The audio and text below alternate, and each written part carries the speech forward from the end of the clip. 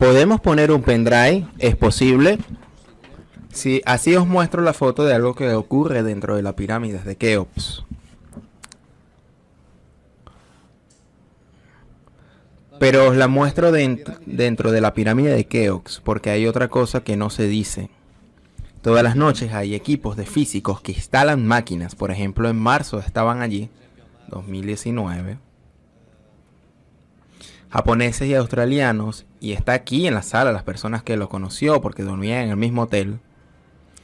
Ellos todas las noches instalan máquinas y fotografían los fenómenos físicos que suceden dentro. Porque los fenómenos físicos que suceden allí adentro se aprovechan después, por ejemplo, para producir celdas solares con un rendimiento altísimo. Ahora, si ponen el pendrive, os muestro la foto de una de las cosas que ocurren dentro de la pirámide de Keops.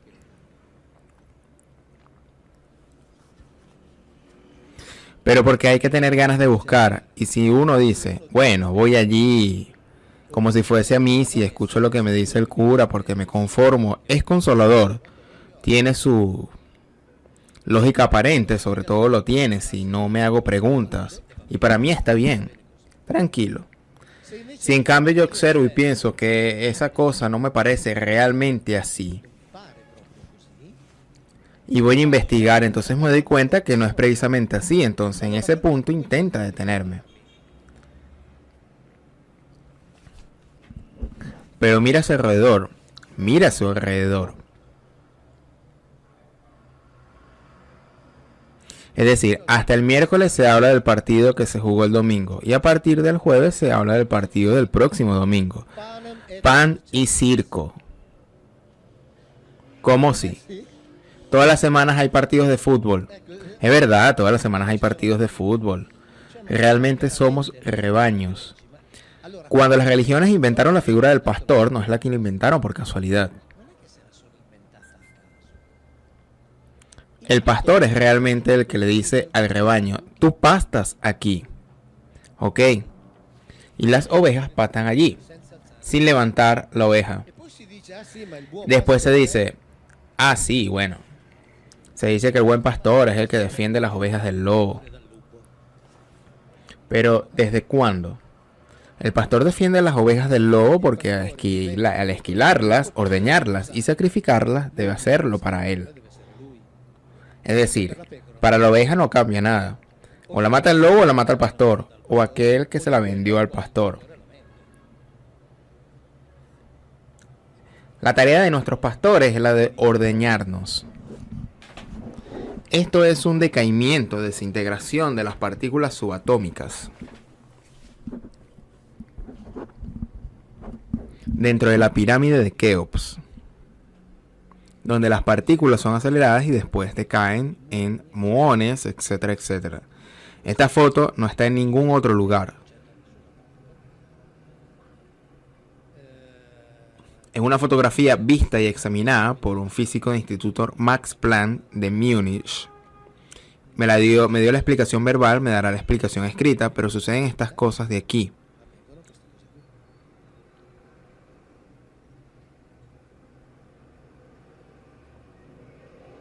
Allí está dentro la escalera central a oscuras. Pero cosas así la fotografían continuamente. Los físicos pasan las noches fotografiando estas cosas. Sí, son decaimientos de partículas subatómicas que cuando entran a la pirámide se aceleran. Por tanto, las tres pirámides de Giza, no todas las pirámides. Las pirámides de Giza, en particular la de Keops, son centros de producción y acumulación de energía. Tanto es así que están trabajando para producir celdas solares imitando lo que sucede allí adentro.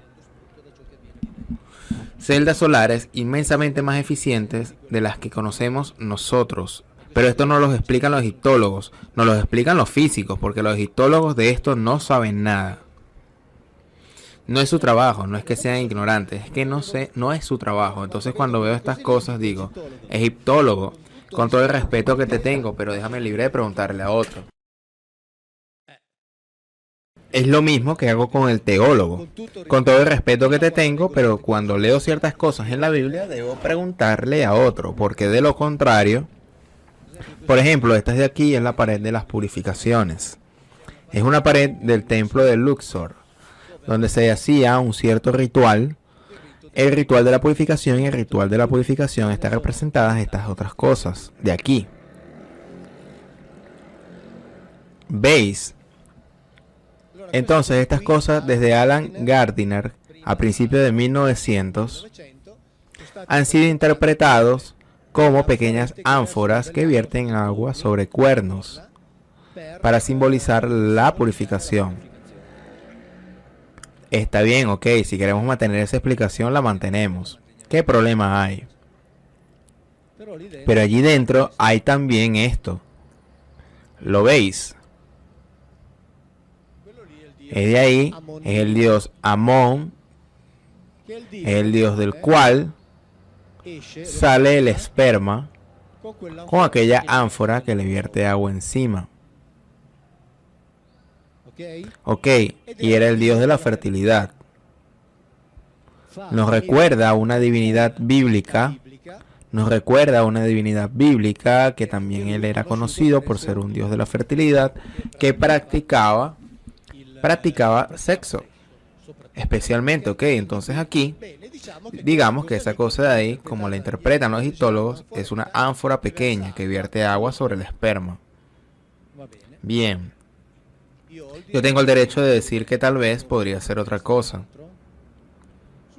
Sucede que los sacerdotes le ponen un cuenco y recogen el esperma. ¿Lo veis? Para hacer la purificación. Ahora bien, si entre vosotros hay un médico, un biólogo, un técnico de laboratorio, sabe que purificación significa separar componentes celulares de otros componentes celulares. Entonces, según vosotros, ¿qué se separa del esperma? Los ácidos nucleicos. Esta es la purificación. Después de eso termino pronto, que eso sean un vaso que vierte agua, que sean espermatozoides o que sean, qué sé yo, un globito de aire caliente dentro, atado con un cordel que vuela hacia arriba para simbolizar la purificación. No me importa nada de eso. El significado de lo que está aquí es claro. Se purifica el líquido espermático. Para purificar el líquido espermático hay que conocerlo. Hay que saber qué tiene dentro. Hay que saber lo que hace, cómo está compuesto y tener la tecnología para hacerlo. Después podemos discutir lo que queramos sobre las imágenes. A mí no me importa nada. Pero es esto, ¿lo veis? Lo recogían y este era el dios de la fertilidad. El epistemólogo Máximo Verbeta dice, ¿qué está escrito ahí? Está escrito, hecho para dar larga vida y convertirlo como el señor Ra. Es decir, la manera para transformar el faraón a un ser similar al dios, que es exactamente lo que está escrito en el capítulo 6 de la Biblia, cuando los Elohim decían, dejamos de enriquecer al Adán con el aporte de nuestro líquido espermático y la vida del Adán descenderá a 120 años. Después de eso podemos dar todas las interpretaciones que queramos, pero la traducción es esta de aquí. Allí está representado algo y lo claro es que se purifica el líquido espermático. Lo claro es esto. Pero por hacerlo es necesario tener toda una serie de conocimientos. Después queramos pensar que eso es,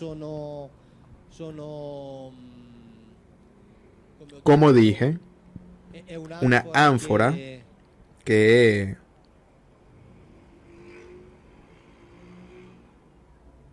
esta es una ánfora que vierte agua sobre un cuenco. A mí me parece igual a aquella. A mí me parece. Un egiptólogo, no, está bien, cada uno es libre de. Mirad la forma de este espermatozoide y la forma de esto. Después de cada una de las interpretaciones, faltarían más, así como decía antes. Si nos ponemos a discutir sobre el hecho de Alan Gardiner tenga razón, es decir, que esto es una ánfora que vierte agua, pasamos siglos. Pasamos siglos. ¿Qué está escrito en esta pared? Que aquí se hacía la purificación se hacía de manera que el faraón fuese como el dios Ra. Es decir, le introducían ADN perteneciente a los dioses. Basta. Todo lo demás discutámoslo cuanto. Es más, ni siquiera pierdo un minuto discutiendo. Así como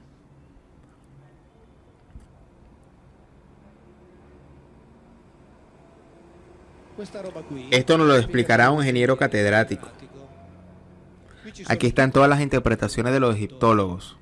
Todas las interpretaciones, como dije antes, las de Eusebio de Cesarea, el símbolo de la vida, la flor de loto, la chispa de la vida, etcétera. No, nos la explicará un profesor ordinario politécnico de Turín. Esto es una lámpara con cables, el sistema de aislamiento, etcétera, etcétera, etcétera.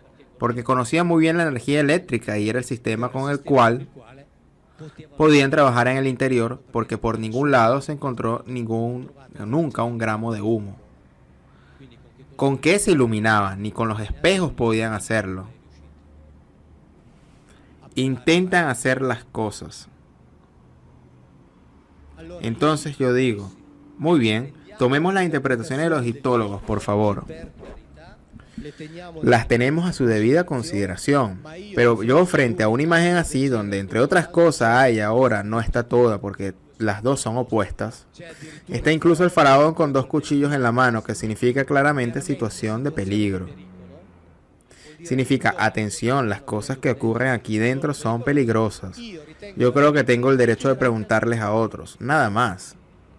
En cambio, a menudo esto se ve, cuestiona como decir, no, tú no debes preguntar solamente a los... No, yo pregunto a los egiptólogos, no necesito preguntar porque sé muy bien lo que explican los egiptólogos sobre esto. Pero como no me convence, pregunto también a otros. Y después veré lo que me dice el otro, pero es algo que se me debe de conceder para yo hacer. Esta es la imagen que vimos antes, ahora la veis ampliada. Esa cosa de ahí, la abertura del manto en el medio, era como la abertura de una coraza.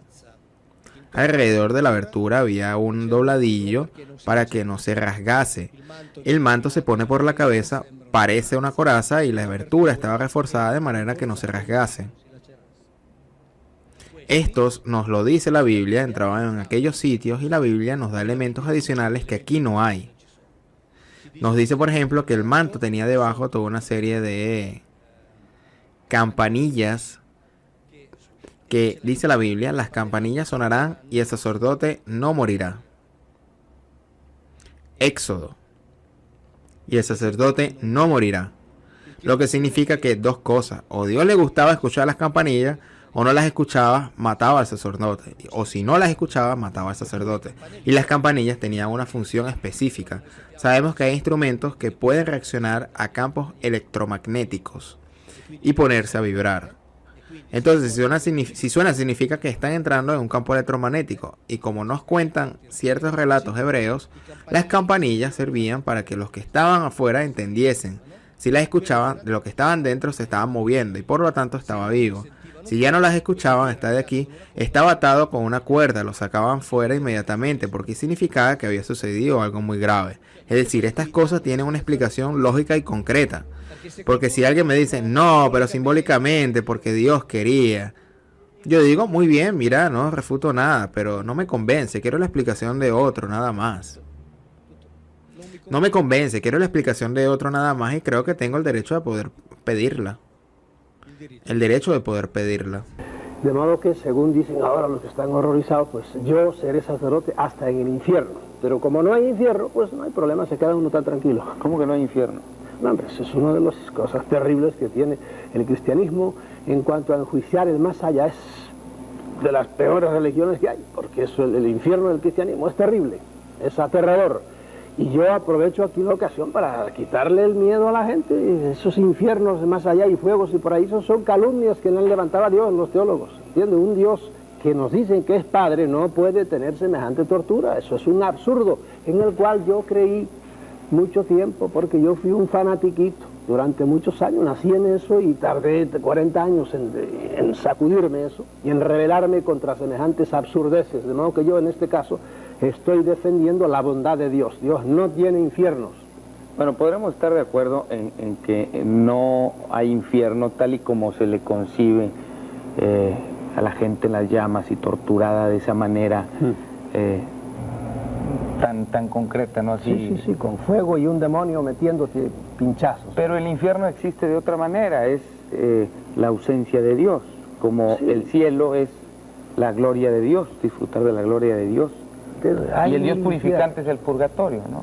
Bueno, el purgatorio es, como dicen, en algunos países dicen el purgatorio, ¿verdad? Porque en lugar de pulgas. Nada, son todo cosas que la mente humana ha ido haciendo, porque tú te sales del cristianismo y te vas a otras religiones y siempre la gente ante el más allá, la pobre mente humana empieza a fabular, a inventar, ¿verdad? Y de las invenciones que hemos tenido aquí es el purgatorio, que es una doctrina que muchos cristianos no aceptan, por ejemplo los protestantes no aceptan semejante cosa. Ahora, que hay infiernos, ¿cómo no vale? Este planeta es un infierno, como nos lo han puesto todos los grandes políticos y los grandes militares y los grandes locos que dirigen este mundo. Este planeta es un infierno, dejando aparte del infierno en que viven muchos, la mayor parte de los seres humanos, en el más allá, yo estoy seguro que hay gente que merece algún tipo de infierno, no un infierno como el del que hablábamos, sino que los hagan reencarnar, que ahora está de moda la reencarnación. Hazlo reencarnar en Etiopía para que te mueras de hambre, tú que mataste de hambre a otros, etcétera, etcétera. ¿Qué hay en el más allá? No lo sé.